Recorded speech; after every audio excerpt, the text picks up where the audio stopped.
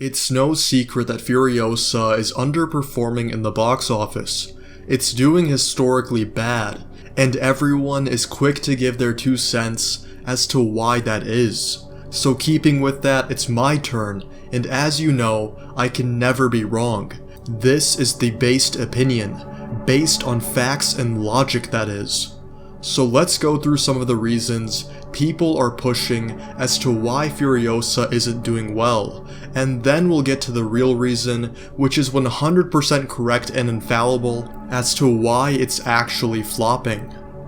Let's start with a more obscure one, the pacing and length of this film. People are saying that Furiosa is too long, and that Anya Taylor-Joy takes way too long to enter the film since she appears around the 45-minute mark.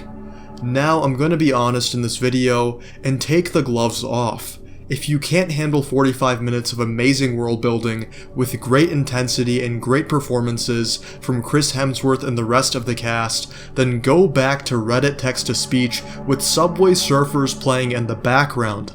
Your attention span or lack thereof is not our problem, and these are the kind of people who would probably complain about Lord of the Rings being too long if it came out today. You are barely better than the iPad kid. Look, I'm against overly long movies just as much as the next guy. I made a whole ass video about it. But a quality movie that isn't long for the sake of being long, that's where you have to appreciate the art. I also love the beginning of this movie, since we see the buildup of Dementus, the star of this film, and we see the start of his rivalry with Immortan Joe, which is super entertaining. The first scene with the rescue mission, and the scenes with the young Furiosa as she navigates her new life are also super interesting. And if you're saying this should be cut, then I don't know what to tell you. On top of that, this movie is meant to be an epic, and epics are known for investing in their atmosphere. A great example is Apocalypse Now, and you don't see Colonel Kurtz until 2 hours into the movie. But I don't see people complaining about that film, because back then, people actually had attention spans. Movies shouldn't be afraid to invest in world building, especially when it's as interesting of a world as The Wasteland. And if I'm being honest, this movie kept me invested the entire time, and I didn't mind the pacing at all. Length is not a bad thing, and I don't mind the world building when it's done right, which it is in Furiosa. Now let's move on to another complaint, the CGI. Furiosa doesn't look as good as Fury Road. That is true. The scale of this movie forces it to rely much more on CGI, and there are times where you can tell it's being used. The world looks too clean, and I feel that if they just added some more dirt and grime, then people wouldn't be complaining nearly as much. Even with the odd CGI though, I wouldn't say it's the factor holding down Furiosa. It's not laughably horrible, and I don't think people looked at this movie and said, damn, I would go watch it but the CGI doesn't look good so I'm gonna go sit this one out. Plus, there have been other movies that have had questionable CGI but still did well, so I think it's fair to rule this one out. Since while it may be a reason Furiosa is being criticized, it's not the reason it's failing to make money in the first place.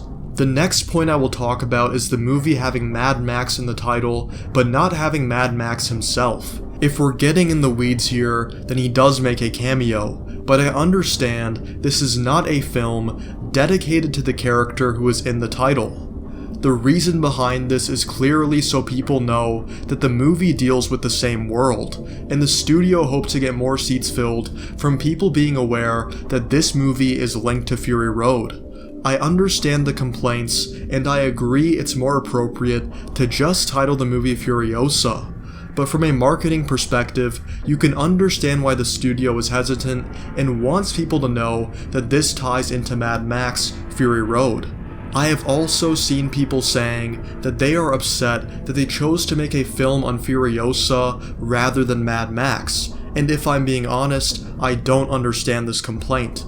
To the people who are saying that Furiosa was not an interesting enough character in Fury Road, did we watch the same movie? In The Wasteland, you have this incredibly righteous and resourceful character with a robotic arm, who is a badass, and when I first watched Fury Road, I was curious how this woman came to power as one of Immortan Joe's imperators, and how she dodged being a wife. I had an interest in her backstory, and other people did too, so it's not unwarranted that the movie chooses to dive in on her backstory. I am also totally fine with Charlize Theron being recast for Anya Taylor-Joy, since this movie calls for a younger Furiosa, and Anya Taylor-Joy does a fantastic job as usual. Now, there is a natural problem with Furiosa, and that is an issue with it being a prequel. We know what happens to Furiosa in Fury Road, and so the tense moments in this new movie are mitigated, since we know she will survive. I feel like this movie would be a lot more tense if you watched it first, then watched Fury Road after, but most of us have watched them in their release order. But that is just part of the mixed bag that comes with making a prequel, since the audience knows how the story ends. There's an elefante in the room. You know I want to talk about it. Now we get to the elephant in the room, women.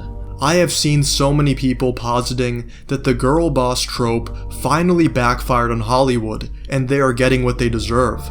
Depending on the thumbnail I chose for this video, I may have clickbaited you by thinking that I'm going to complain about that, so sorry for being misleading, but don't hate the player, hate the game. When it comes to the female protagonist, I see so many people in larger channels saying that this is what killed Furiosa, and that Hollywood has to wake up to the fact that we don't want girl bosses. Well, with all due respect, my guy, you are a moron if you think Furiosa is failing because it has a female lead. This movie is incredibly tasteful with how it presents its protagonist, and they don't show you Furiosa being a brutally strong warrior to rub it in your face. Furiosa is a believable female protagonist in this world, who has to rely on being agile and her wit and her survival instincts. The film has a female protagonist, but it doesn't cross the line to fall into a forced girl boss type of movie. Instead, the movie takes a Mulan type of approach to the character by showing you the hurdles she has to go through with being a woman in the wasteland. And they keep it pretty minimal in terms of how her being a female ties into her character. They don't beat you over the head with it, and this is a tasteful presentation of the female protagonist. I swear, the same guys who are complaining about this would complain about Alien or The Silence of the Lambs if they were released today, since those movies center around female leads. Also, the female protagonist in this scenario would be a draw toward the movie if anything, since Anya Taylor-Joy is becoming a big name in the industry. What I find interesting is that the critical drinker, the pioneer of critiquing the girl boss, doesn't bring that up as a point against this movie. Maybe because it's actually a well done depiction of a woman in a modern movie. So it's not the girl boss trope that's causing Furiosa to flop. And anyone saying it is just a charlatan trying to reach an audience through identity politics. And I say that as a conservative leaning man. Okay, now with the usual suspects taken care of, let's get to the real reason Furiosa is flopping. It's pretty obvious, and if you're an adult, then you probably sense this, but everything is just too damn expensive nowadays, and people don't have the leftover cash to fork on a new movie. If we look at the data, we can see that movies across the board are having a tough time, and it's pretty obvious that this terrible economy has a massive hand to play in this.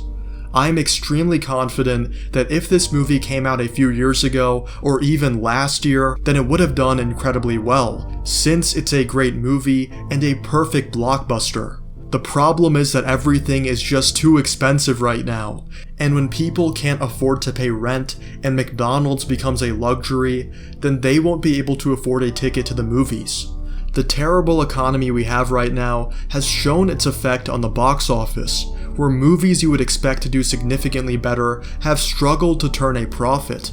Even with an exceptional movie like Dune 2, it couldn't crack the 1 billion mark, and I firmly believe that if this movie was released in 2019 or even 2023, then it would easily surpass this. Another element is streaming, and I'm not gonna act like it's not a problem. Streaming is significantly hurting movies, and with people being short on cash, why bother paying for a movie ticket when you can wait a month and catch it on a website for free? Streaming is a problem that is killing the theater experience, and as a cinephile, I want studios to push back against this temporary measure that should have only been there for COVID rather than becoming a mainstay. However, even with streaming, I do believe that if we had a better economy, then Furiosa would easily turn a profit and hit the 600 to 700 million mark at the very least.